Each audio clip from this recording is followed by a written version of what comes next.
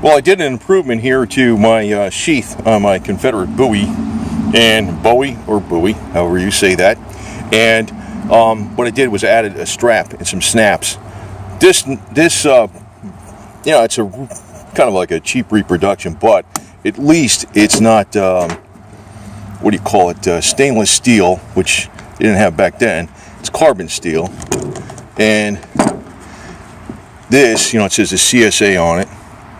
It does say made in India under here, but I put this over it, and actually that sealed the blade from the handle so no water can get in there and cause rust and then cause that to get loose. This is solid brass versus brass plated. It's probably a fairly, it's carbon steel, so it's a fairly decent blade. It's pretty long. And I put these snaps one way and the other way. I was having a hard time getting them to get staked down through this thick leather. So what I did was I opened up the stitching on this side and I re-sewed it with this Speedy Stitcher awl, this thing, and I've used this awl so many times. It's extremely useful. If you're going through a lot of leather or a lot of denim, they got black thread and they have tan thread, and they actually have a lot of different other colors too, but tan and black are the most common. And it's not really a thread, it's like a waxed cord, and it's polyester, so it's rated for UV. It's not nylon, like nylon will break down in UV.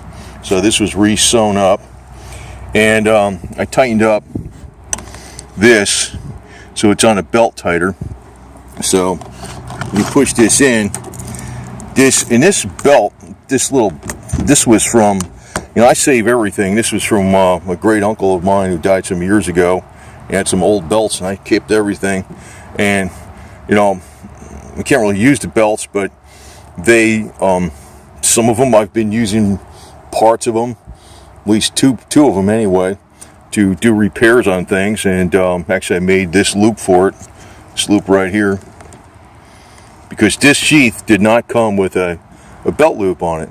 So I made the belt loop fit tighter, plus I got this so it doesn't fall out with two snaps. It looks pretty good with this.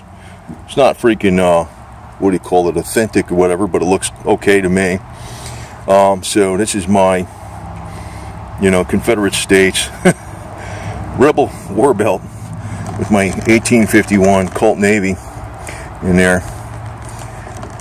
So I doubt if I'm going to get another percussion, but who the hell knows.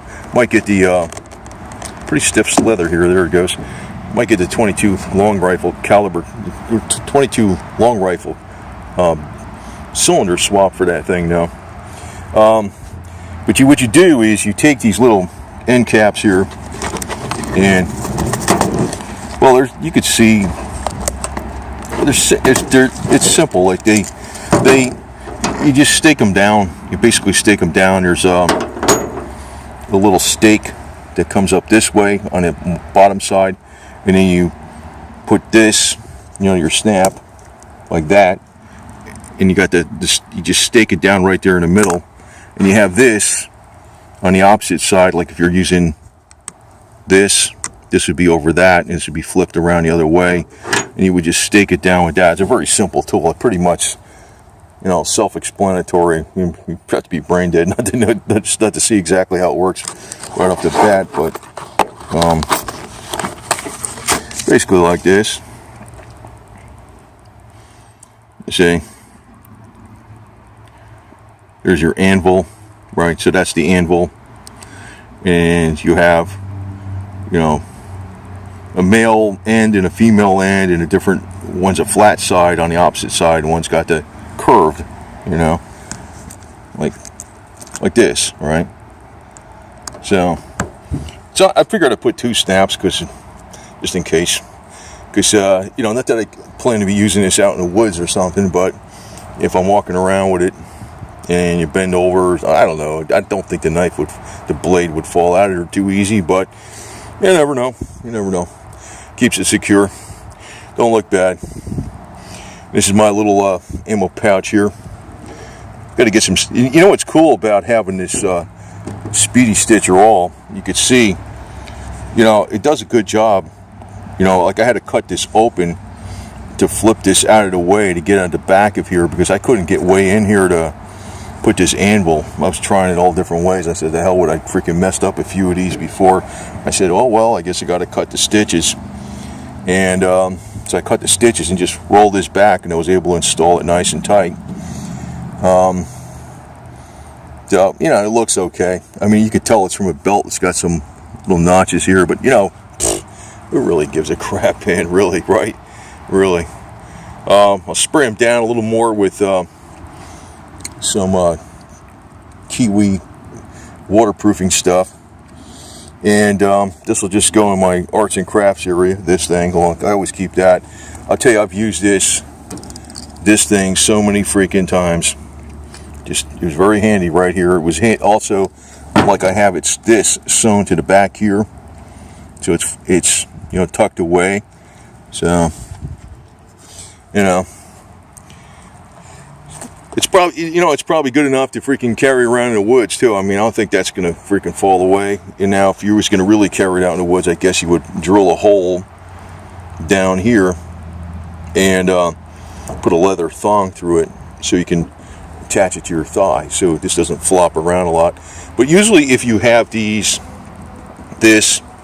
like I'm showing it towards the front of the belt, you definitely would not want to carry your knife towards the front of the belt, because if something happened where it went through the sheath, it can cut one of the major arteries in your upper thigh.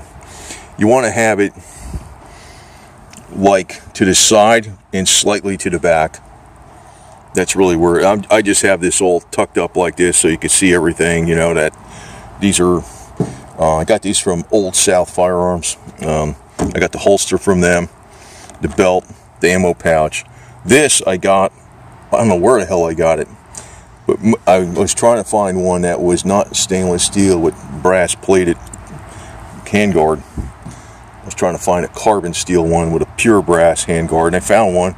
It's not, you know, but to say what's authentic or not, well, let me put it to you this way. Everybody used whatever the hell they had. If they had a big kitchen knife, that's what they took. I'm telling you right now. So it's authentic enough, you know. And I also got the 1851 Colt from them, the black powder percussion, which I like a lot.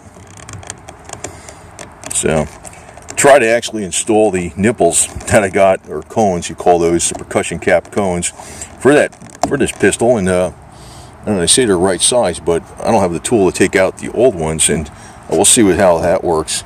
This could probably, like everything I learn, it's trial and error.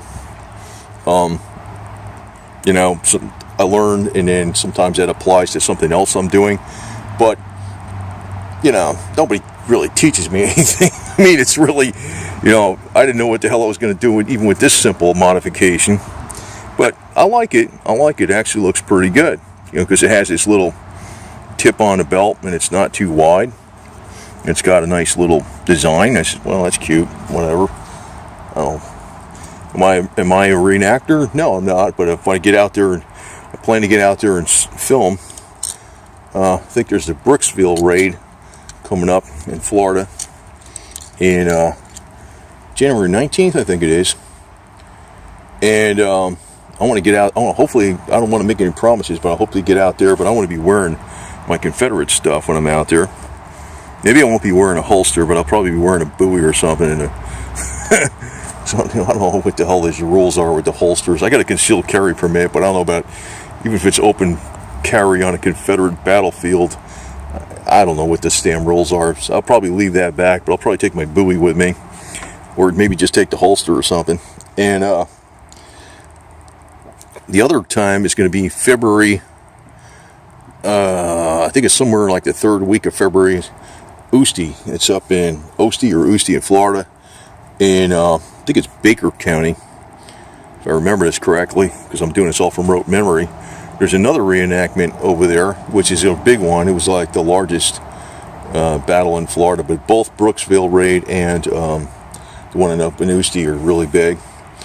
And there's also something else, I think, at Renninger's. It's like a, you know, flea market, swap meet, whatever you call that, down in, I don't think it's Tavares or something like that, or There's something coming up over there too, so I'll be going to that. So this is one of the reasons I'm getting this stuff, because when I'm filming out there, I want to blend in as a Confederate. And I got the trousers, the shirts coming on the way, the suspenders are on the way. I got the shell jacket if it's cold out, and also have the Confederate slouch hat. And I have two keepies, but I have the slouch hat on the way. They have to make it so.